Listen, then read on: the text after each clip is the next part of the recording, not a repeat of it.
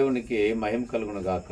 ప్రియమైనటువంటి సహోదరులారా, ఈరోజు సమూయేలు మొదటి గ్రంథాన్ని మనము ధ్యానం చేసుకుందాం. దేవుడు ఇచ్చినటువంటి అవకాశాన్ని బట్టి ఆ గ్రంథం అంతా కూడా దీన్ని ఈ పూట మీకు వివరిస్తాను. అది ఒక ఎఫ్రాయిము మన్యము. ఆ మన్యంలో ఒక ఆయన ఉండేవాడు. ఆయన పేరు ఎల్కానా. ఆయనకు ఇద్దరు భార్యలు. ఒక ఆమె అన్న, రెండో ఆమె పేరు పెనిన్నా. అన్న అంటే చాలా ఇష్టపడేవాడు, ఎక్కువ అంతంగా ప్రేమించేవాడు. కాబట్టి దేవుడు ఆమె గర్భాన్ని మూసేశాడు. ఈరోజు మనం దీని ద్వారా నేర్చుకోవాల్సిన విషయం ఏమిటంటే, మనం దేవుని కన్నా ఏదైతే ఎక్కువగా ప్రేమిస్తామో మనకు అది దూరం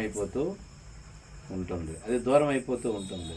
అందుచేతనే మనం దేవుణ్ణి మొట్టమొదటిగా ప్రేమించాలి. అది భార్య అయినా బిడ్డలైనా దేన్నైనప్పటికీ కూడా మనం కాస్త ప్రభువుని ఎక్కువగా ప్రేమించవలసిన వారమై ఉన్నాము. అయితే ఈ పెనిన్నాకి పిల్లలు పుడుతూ ఉండడం చేతను ఆమె ఎప్పుడు కూడా హన్నా విషయంలో గొడ్రాలు అని తిడుతూ ఉండేది. తన వైరి యారాల పోరులాగా ఇద్దరికి ఉండేది. అయితే ఈ విషయంలో అన్న ఎక్కువగా అడుగుతుండేది అనమాట ఎల్కానాని. అయ్యా, నాకు గర్భఫలాన్నివ్వు అంటే ఆయన అంటున్నాడు కదా, నేనేమైనా దేవుణ్ణా నీకు ఇవ్వడానికి? ఇదిగో 10 మంది కుమారుల కంటే నీ ఎక్కువైన వాడిని కాదా? ఎందుకు అలాగ ఏడుస్తావు నువ్వు అని చాలాసార్లు ఓదార్చుతూ ఉండేవాడు. కానీ ఒకరోజు అందరూ కలిపి షిలోహు అనే ప్రాంతానికి మందిరానికి వెళ్ళేవారు. ప్రతి ఆట కూడా వెళ్తూ ఉన్నప్పుడు ఆమె ఒక మనవి చేసుకుని దేవుడి దగ్గర విజ్ఞాపన చేస్తుంది వెళ్ళిపోయి, అయ్యా, ఒక్క మగపిల్లని కానీ నాకు ఇస్తే నేను మళ్ళా నీ సన్నిధికి, నీ పరిచర్యకి ఆ కుమారుని ఇస్తాను. ఈ గుడ్రాలతనం పోతుందయ్యా నాకు అని ఆడడం మొదలెడుతుంది. విజ్ఞాపన చేస్తుంది, ఏడుస్తుంది, ప్రార్థన చేస్తుంది. రాత్రింబగళ్ళు అక్కడే ఉండిపోయింది మందిరంలోనే. అయితే చాలాసేపటి వరకు కూడా ఏడుస్తూ మూలుగుతూ ఉండడం చేతనే తన యొక్క శరీరంలో బలం పోయి నీరసం వచ్చి ఆమె మూలుగుతుంటే అక్కడ ఉన్నటువంటి పరిచర్య చేస్తున్న సేవకుడు ఒక ఆయన ఉన్నాడు. ఆయన పేరు ఏలి. ఆయన అంటున్నాడు, ఏమమ్మా ఎంతసేపు అలా ఉంటావు, నువ్వేం తాగొచ్చావా, మూలుగుతున్నావు అంటే, లేదయ్యా, నేను దేవుని దగ్గర ఒక మనవి చేస్తున్నాను. యెహోవా సన్నిధిని నా ఆత్మను కుమ్మరించుకొనిచున్నాను అంటుంది. చూడండి, దేవుని సన్నిధిలో ఆత్మను కుమ్మరించుకోవడం ఏంటి? నా ఆత్మను యెహోవా సన్నిధిని కుమ్మరించుకొనిచున్నాను. దేవుని సన్నిధిలో ఉన్నానయ్యా, నేను ఏడుస్తున్నానయ్యా, అంగలారుస్తున్నాను, బాధపడుతున్నాను. నా ఆత్మ అంతా కూడా ప్రభువుతోనే నిండి ఉందయ్యా అనేసి అంటే, అయితే నువ్వేదైతే అడిగినావో దేవుడు, నువ్వు ఇశ్రాయేలు దేవునితో నువ్వు చేసుకున్న మనవి ఆయన నీకు దయచేయను గాక అని అక్కడ ఉన్నటువంటి సేవకుడైనటువంటి ఏలీ పాస్టర్ గారు అనేసరికి ఆమె వెంటనే సమాధానం వచ్చేసరికి వెంటనే ఆమె వెళ్ళిపోయి ఇకన దేవుని స్తుతిస్తూ, ఆరాధిస్తూ, గణపరుస్తూ, ఇంకా ఆ తర్వాత ఆమె ఇంటికి వెళ్ళిపోయి ఆ రోజు నుంచి ఉపవాసం కానీ దుఃఖముఖంగా ఉండడం కానీ ఏమీ లేకుండా అయిపోయింది. చూడండి, దేవుడు మాట్లాడితే మనిషి ఆదరించబడతాడు. మనుషులు, భర్త, పిల్లలు, ఇరుగు పొరుగు వారు, ధనధాన్యాదులు ఎన్ని ఉన్నప్పటికీ కూడా జీవము గల దేవుడు ఆత్మ ద్వారా మాట్లాడితే అప్పుడు మనిషి ఆదరించబడతాడు. ఆ ఆదరణ అన్నాకు దొరికింది. సరే, ఇలాగయింది. ఆమె నేను యెహోవాకు మొక్కుకొనిన వీనిని అడిగితినని ఆయనకి 1 సంవత్సరం అయ్యేసరికి ఆమెకు ఒక మాట పుట్టాడు. అతని పేరు సమూయేలు. సంవత్సరం అయిన తర్వాత తీసుకుని వచ్చి దేవుని సన్నిధిలో పెట్టింది. ఇలాగ పెట్టేసరికి ఇంకా ఎప్పుడైతే పెట్టిందో అక్కడ విజ్ఞాపన చేస్తుంది అన్నమాట. విజ్ఞాపన ప్రార్థన చేస్తుంది. దేవుని యందు ఆత్మ మళ్ళా కుమ్మరిస్తుంది. అయ్యా, నువ్వు సత్యం గల దేవుడు అయ్యా, నిజంగా దేవుడు అయ్యా, మాట్లాడే దేవుడు అయ్యా, ప్రార్థన ఆలకించే దేవుడు అయ్యా, పరిశుద్ధ దేవుడు అయ్యా, నువ్వు తప్ప ఏ దేవుడు లేడయ్యా, నువ్వే ఆశ్రయదుర్గమయ్యా, నువ్వు అనంత జ్ఞానివయ్యా, మా క్రియలను పరీక్షించువాడివయ్యా. ఇలాగా మాట్లాడుతూ ఇంకా అంటుందామే, యెహోవా దారిద్ర్యమును ఐశ్వర్యమును కలుగుజేయవాడు, కొంగజేయువాడును లేవనెత్తినవాడును ఆయనే. చూడండి, కొంగజేయువాడు ఆయనే. ఆమె గర్భాన్ని మూసింది కూడా దేవుడే, తెరిచింది కూడా దేవుడే. అందుకే అటువంటి దేవుడి దగ్గరికి వచ్చి విజ్ఞాపన చేసినాడు, కుమారుణ్ణి ఇచ్చినాడు. అయితే ఆ కుమారుడు సంవత్సరం అయ్యేసరికి ఇక దేవుని సన్నిధిలో పెరుగుతూ ఉన్నాడు. ఆ ఏటా వచ్చి ఆ కుమారుడికి చక్కటి ఏఫోదు లాంటి మంచి బట్టలను, వాని చిన్న అంగీ ఒకటి కుట్టి, వాని తల్లి వానికి చిన్న అంగీ ఒకటి కుట్టి ఏటా బలి అర్పించుటకు తన పెనిమిడితో కూడా వచ్చినప్పుడు దాన్ని తెచ్చి వానికిచ్చుచు వచ్చిన కొత్త బట్టలు తెచ్చి ఇచ్చేవారు. అయితే అదే సమయంలో ఏలీ పాస్టర్ గారికి 2 కుమారులు ఉన్నారు. 2 కుమారులు కూడా ఫినహాసు, హోప్ని అనేటువంటి 2 కుమారులు. వాళ్ళిద్దరూ కూడా దేవుని సన్నిధిలో పాపం చేస్తూ ఉన్నారు. వాళ్ళు వచ్చినటువంటి స్త్రీలతో సైనించటము, న్యాయం తిప్పివేయడము, లంచాలు తీసుకోవటము, మోసం చేయడము, అబద్ధాలాడడం చాలా చేస్తూ ఉన్నారు. అయితే చేస్తుండడం చేతనే ఒక వ్యక్తి, ఒక పాస్టర్ గారు ఏలీ గారి దగ్గరకు వచ్చి అంటూ ఉన్నారన్నమాట, అయ్యా నీ కుమారులు చేస్తున్నది నువ్వు గమనించలేదు కాబట్టి మరి నువ్వు నీ కుమారులను ఎక్కువగా గొప్ప చేస్తూ ఉన్నావు. నీ ఇంటి వారును నీ పితరుల ఇంటి వారును నా సన్నిధిని యాజకత్వం జరిగించుదురని యెహోవా ఆజ్ఞించి ఉన్నాను. ఇప్పుడు అది నా మనస్సునకు కేవలం ప్రతికూలమాయను. చూడండి, ఒక్కొక్కసారి అనుకుంటాం అది అదృష్టం కదా, అది మంచి జీవితం కదా, బాగుంది కదా అనుకుంటాం. కానీ తారుమారు చేసేవారు ఎవరెక్కడ? యెహోవా ఇచ్చేవాడు, యెహోవాయే తీసుకుని పోయినట్టుగా చూస్తున్నాం. ఆయనకి ఉద్యోగం ఇచ్చింది ఆయనే, ఉద్యోగం తొలగించింది కూడా ఆయనే. మనం అనుకుంటాం మనం ఎంతో కష్టపడి చేసినాము, ఈ ఎంత ఆస్తి అంతస్తు ధనము జాబు ఉద్యోగం ఇవన్నీ వచ్చాయి అనుకుంటున్నాం. కానీ దేవునికి నువ్వు విరోధముగా ఉంటే, దేవునికి సన్నిధిలో నువ్వు అవిధేయుడిగా ఉంటే ఖచ్చితంగా నీవు పనిష్మెంట్ని అనుభవిస్తావు. ఆయన అంటూ ఉన్నాడు, ఇగో నీ ఉద్యోగం నీకు పోతుంటుంది, నాకంటే నీ కుమారులను గొప్ప చేసి ఉన్నావు కనుక నా సన్నిధిని యాజకత్వము జరిగించుదురని యెహోవా ఆజ్ఞ ఇచ్చి ఉన్నాను. నీవును నీ ఇంటి వారును, చూడండి, నీ పితరుని ఇంటి వారును నీ ఇంటి వారును గ్యారంటీగా ఉంచుదాం అనుకున్నాను, కానీ అది నా మనసు కేవలం ప్రతికూలమైంది. కాబట్టి నన్ను గణపరిచేవారు నేను గణపరుస్తాను, నన్ను తృణీకరిస్తున్నారు కాబట్టి నేను తృణీకరిస్తూ ఉన్నాను నిన్ను.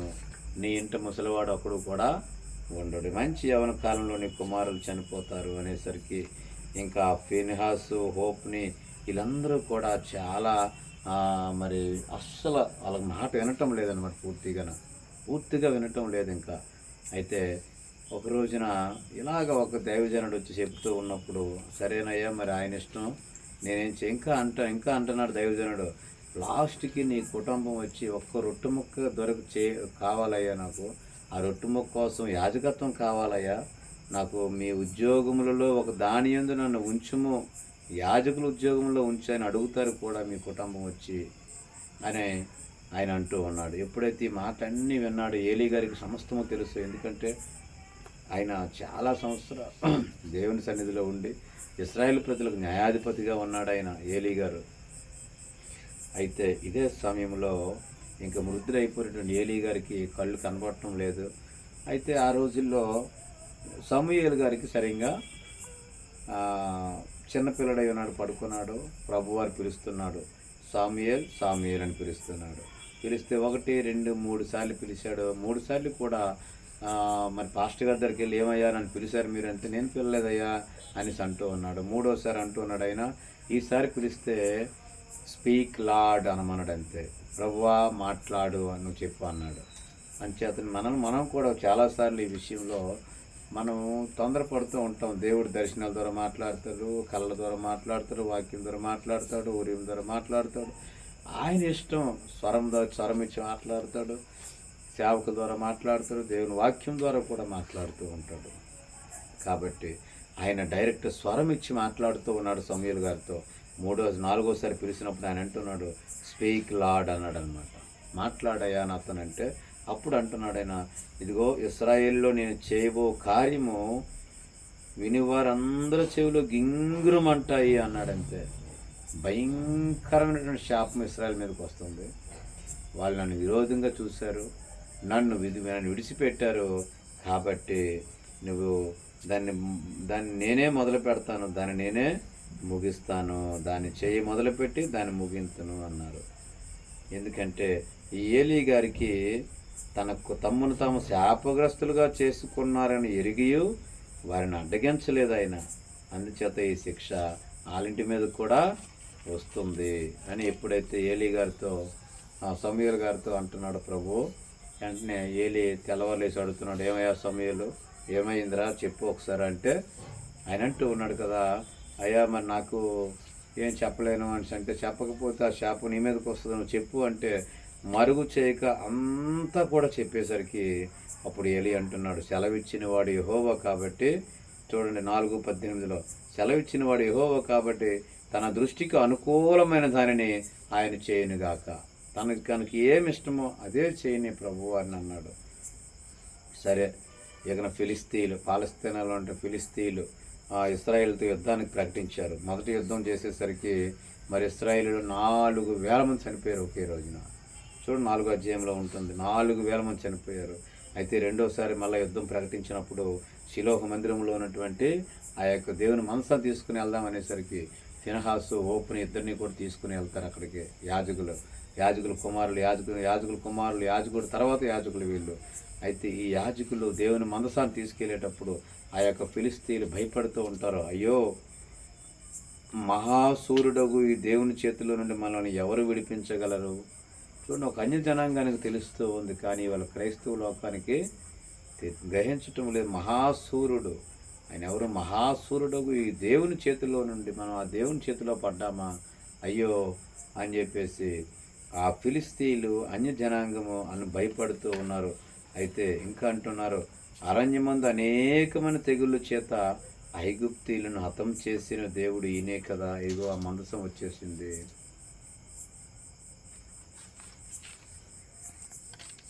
అయితే ఎప్పుడైతే అలా ఇంకవన్నీ అంటూ ఉన్నాడో అక్కడ ఈసారి అయా ఐగుప్తు నుంచి వచ్చినప్పుడు ఐగుప్తీయులను తెగుళ్ళ చేత హతం చేసిన దేవుడు ఈయనే కదా అని భయపడుతూ ఫిలిస్తీన్లు మళ్ళా తమకు తామే ధైర్యం చేసుకుని యుద్ధం చేసినప్పుడు ఈ యుద్ధంలో 30,000 మంది చనిపోయారు. ఒక్కసారి 30,000 మంది చనిపోయారు. ఎప్పుడైతే గొప్ప కథ జరిగిందో ఇక మందసం పట్టబడిపోయింది. ఏలీ గారి కుమారులు ఇద్దరు కూడా చనిపోయారు. ఈ విషయం ఎప్పుడైతే తెలిసిందో ఫినహాసు భార్యకు తన మోకాళ్ళ మీదకి వచ్చి మరి నొప్పులతో బాధపడుతుంది. అప్పటికే కన్సీవ్ అయి ఉంది. బాధపడుతూ ఏడుస్తుంటే చాలామంది అన్నారు, లేదమ్మా నీకేం భయం లేదు, ధైర్యంగా ఉండంటే. అరే ఇంకా సరే, ఆమెకి ఎప్పుడైతే తెలిసిందో మందసం పట్టబడిపోయింది, దేవుని మందసం మన చేతిలో లేదు, అన్ని జనాంగంలోకి వెళ్ళిపోయింది, ఇక మనకు ఉద్యోగం లేదు కదా అనేసి ఫినహాసు భార్య కుమారునికని చనిపోయింది. ఈ విషయం మరి ఏలీ గారికి కూడా తెలిసిపోయింది. ఆయన చాలా స్థూలకాయుడు కాబట్టి వెనక్కి తిరిగి మెడ విరిగి ఆయన చనిపోయాడు. ఇప్పుడు బిడ్డలు లేరు, ఇంకెవ్వరూ లేరు. ఇంకా ఎవరూ లేకపోయేసరికి చూడండి ఎంత ఓదార్చినప్పటికీ ఆమె కూడా బిడ్డలు లేరు, ఇంకా చిన్నపిల్లడు కాబోదు అని పేరు పెట్టారు. అయితే ఈ మందసం వాళ్ళు ఏం చేశారు అంటే ఫిలిస్తీన్లు పట్టుకుని వెళ్ళిపోయారు కదా. 5వ అధ్యాయంలో చూస్తే ఫిలిస్తీన్లు పట్టుకెళ్ళిపోయి అక్కడ వాళ్ళకి ఒక దేవత గుడి ఉంది ఊరు బయటని, దాని పేరు దాగోను అనేటువంటి దేవత గుడి. ఆ దాగోను గుడిలో పెట్టినప్పుడు తెల్లవారు చూసేసరికి ఈ యొక్క మందసానికి బోర్లా పడి నమస్కరించినట్టుగా కనబడింది. అది మళ్ళీ కరెక్ట్గా పెట్టారు. రెండో రోజు పెట్టి మళ్ళీ రెండో రోజు ఉదయం వెళ్ళేసరికి ఆ మొండెంతాలకు తల, కాళ్ళు, చేతులు అన్నీ కూడా నరకబడినట్టుగా కనిపించింది. నరకబడి గుమ్మం దగ్గర ఈ దాగోన్ గుడిలో రెండో రోజు వచ్చేసరికి ఇకన చనిపోయి ఇంకా మొండె మాత్రమే మిగిలింది. మిగిలిపోయేసరికి వద్దయ్య మరి ఇక్కడ మన ఈ యొక్క ఫిలిస్తీన్ దేశంలో ఉండొద్దు, ఇలాగ ఉండడం చేత చాలా రిస్క్ లాగా ఉంది, ఇది మనం ఎట్టి పరిస్థితుల్లో కూడా ఇక్కడి నుంచి పంపించేద్దామని చెప్పేసి అష్దోదు అనేటువంటి ప్రాంతానికి తోలేశారు. ఎప్పుడైతే అష్దోదులో ఉన్నటువంటి ప్రజలకు కూడా భయంకరమైనటువంటి రోగాలు వచ్చాయి. భయంకరమైన గడ్డల రోగాలతో దేవుడు ముత్తాడు. అలాగ వారిని హతం చేస్తూ ఉన్నాడనమాట. ఇంకా భయం పడిపోయి మాకు వద్దయ్యా ఇంక నేను చెప్పేసి ఏం చేద్దామని ఆలోచించి అక్కడున్న సర్దారులు, అక్కడ యజమానులు, ఆ మినిస్టర్లు అందరూ కలిపి ఇదిగో మనం భయంకర వ్యాధులతో బాధపడుతూ ఉన్నాము, మనం దీన్ని ఏం చేద్దాము అని ఆలోచన చేసినప్పుడు ఎక్రోనికి దాన్ని పంపేశారు. పక్కన ఉన్నటువంటి ప్రాంతం అది. వారు దేవుని మందసమును ఎక్రోనుకు పంపగా మోసుకొని పోయి అది అక్కడున్న ఆ పెద్దలను పిన్నలకు రహస్యస్థలను గడ్డలు లేపి వారిని మొత్తి గొప్ప నాశనం చేసిన. అయితే మొట్టమొదటిగా ఇశ్రాయేలు కొంతమందిని పిలిచి, ఇదిగో దీనిని ఏం చేద్దాము అనేసి అంటే, ఇశ్రాయేలు దేవుని మందసము ఎక్కడ నుండి గాతు పట్టణాలు పంపండి అన్నారు. గాతు పట్టణంలో పెట్టారు. అక్కడ ప్రజలు నాశనం అయిపోతూ ఉన్నారు. ఎక్కడికి వెళ్తే వాళ్ళు దాన్ని పరిశుద్ధం చేయలేకపోతూ ఉన్నారు. అయితే రెండవసారిగా ఎక్రోను ప్రాంతానికి తీసుకుని వెళ్ళారు.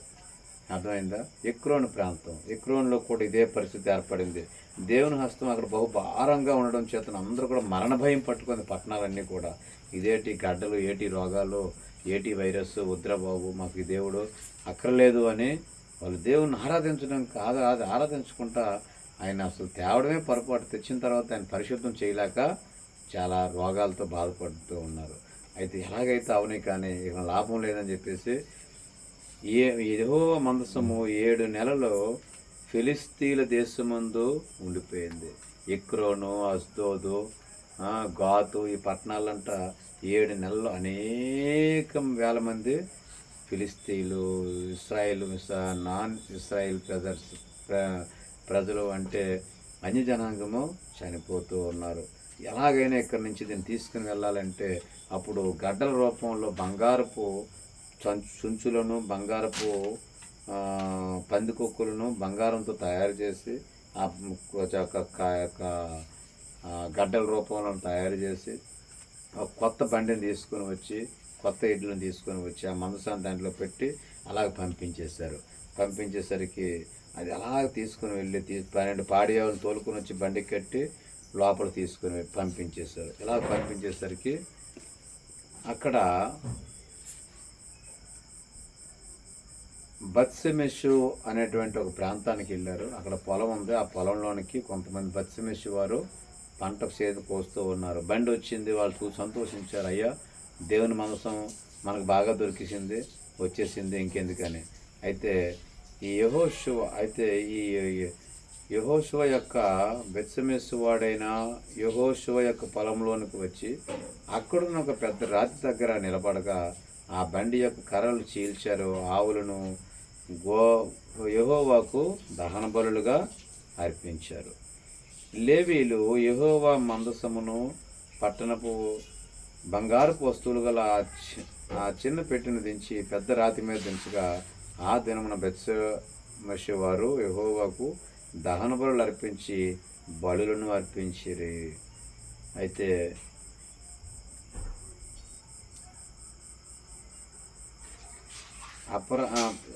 సర్దార్లు 5 కూడా చూసి ఎక్రోనికి తిరిగి వెళ్ళిపోయారు.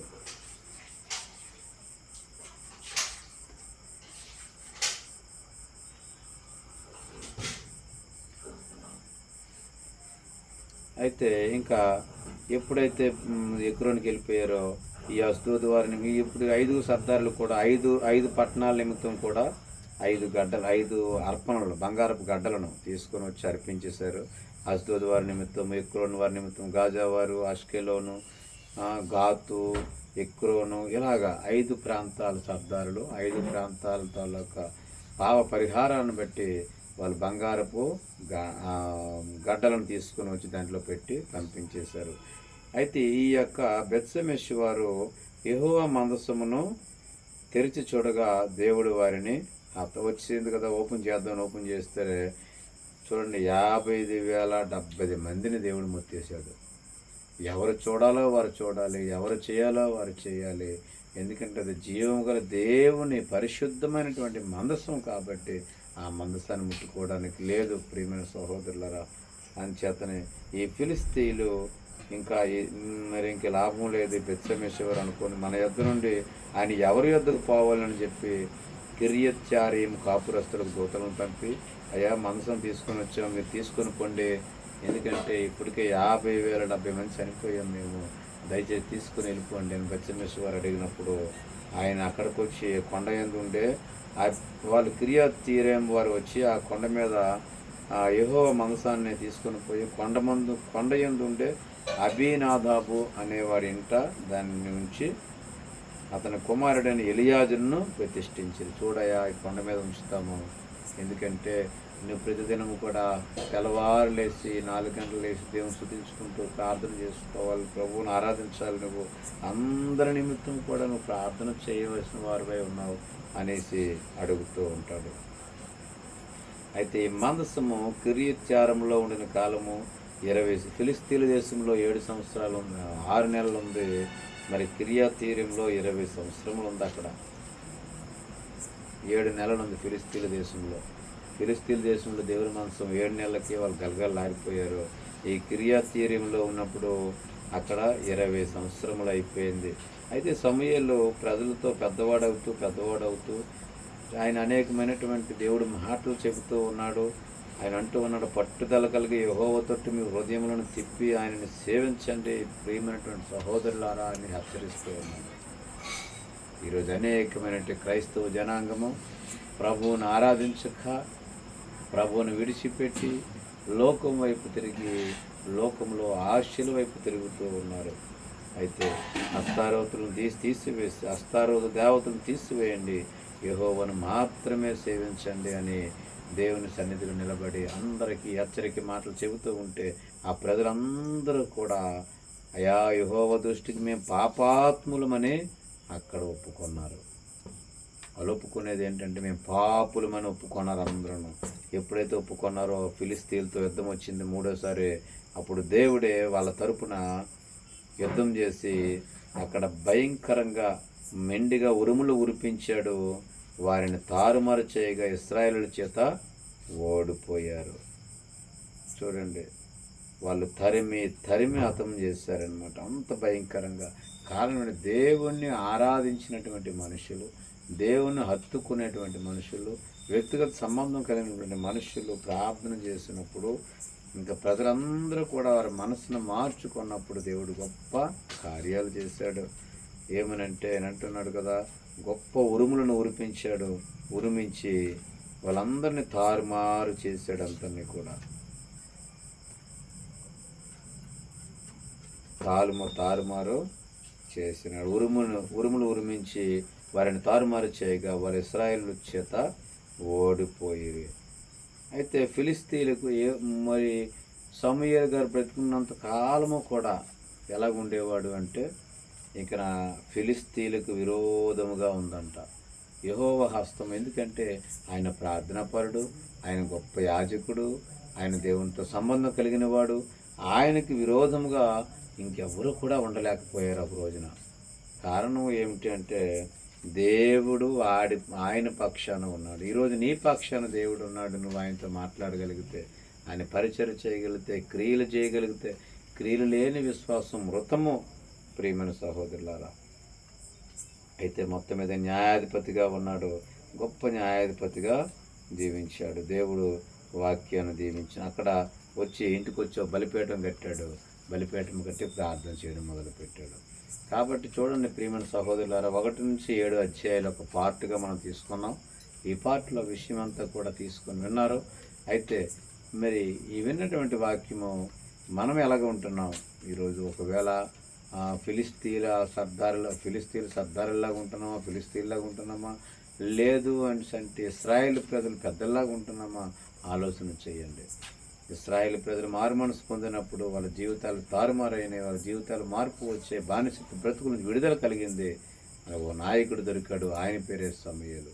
ఈరోజు మీ గృహంలో ఒక నాయకుడు ఉండాలి, మీ ఇంట్లో ఒక నాయకుడు ఉండాలి, మీ గ్రామాల్లో ఒక నాయకుడు ఉండాలి. ఆయన ప్రభువుకి సాక్షిగా ఉండాలి.